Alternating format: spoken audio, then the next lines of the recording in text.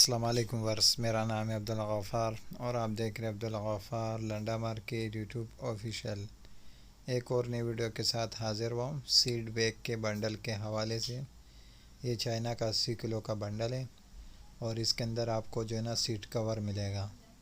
माल का जो है ना आप विज़िट करते जाए, देख रहे हो सारा माल शापरों के अंदर है, देख रहे हो सारा माल शापरों के अंदर है, बिल्कुल नया, देख रहे हो सारा माल शापरों के अंदर है।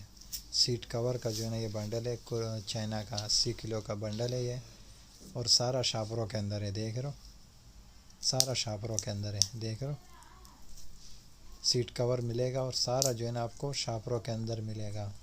चाइना का जो है ना ये 80 किलो का बंडल है, 80 किलो का बंडल है और सारा सीट कवर का जो है ना ये बंडल है, देख रहे हो सारा शापरों के अंदर आपको मिलेगा।